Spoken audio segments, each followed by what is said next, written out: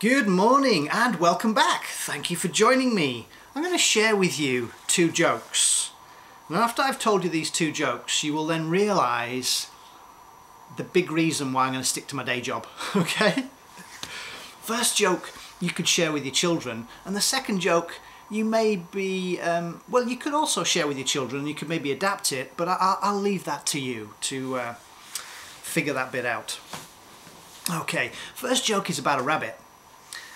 This rabbit, at 6 o'clock, bounces up to the bar and stares at this barman. And the barman's looking at the rabbit, and the rabbit says, "Barman, I'll have a pound of carrots, please." And the barman says, "We don't sell carrots here, we only sell alcohol." He said, "If you go down the steps, take a right, on the left, it's called the greengrocer's, and you'll find you can buy some carrots there." Rabbit goes, "Okay." Next day, 1800 hours, boing, boing, boing, up comes the rabbit, and he's looking at the barman's looking at the rabbit.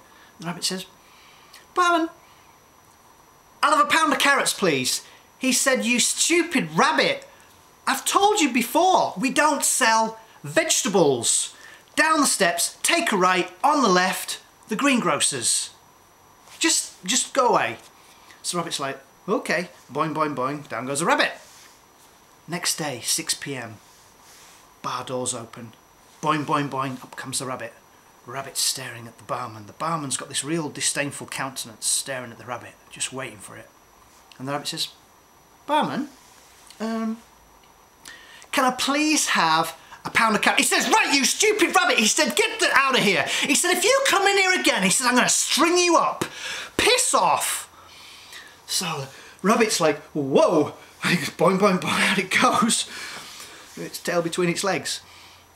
Next day, 6 p.m, boing, boing, boing, up comes the rabbit.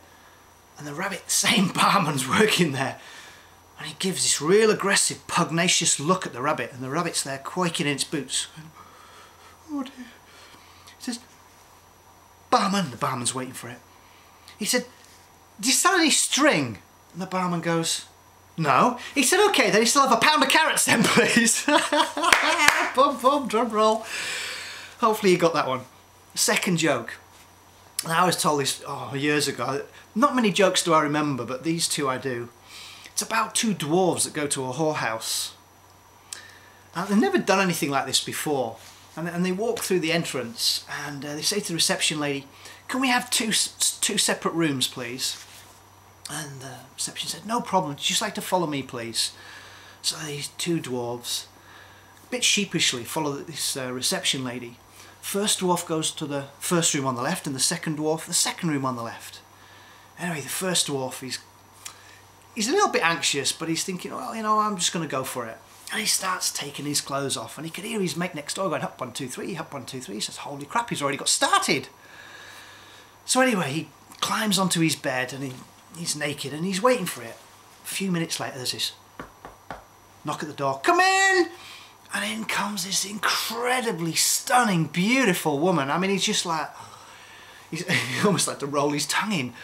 And he can hear his mate next door, he's already started. He's like, wow, he's a bit behind, but he's okay.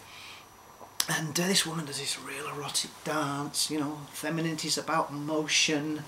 And then she starts stripping her clothes off. He's like, whoa! He's got a little problem because he just can't seem to get a stiffy. But anyway, the night goes on, and this woman eventually gets on the bed with him, and she's on top of him, and he just can't seem to get a boner. And he can hear his mate next door going, "Oh, 1, 2, 3, 1, 2, 3. He's like, whoa, he's already... Anyway, this goes on for about 5 or more hours, and this woman tries everything she possibly can, but he just can't seem to get a stiffy. Anyway, in the end, he just thinks, oh, whatever. And to cut a long story short, next day he bumps into his mate down the pub. He says, "Mate, I don't want to hear about it." He said, "I had a terrible experience."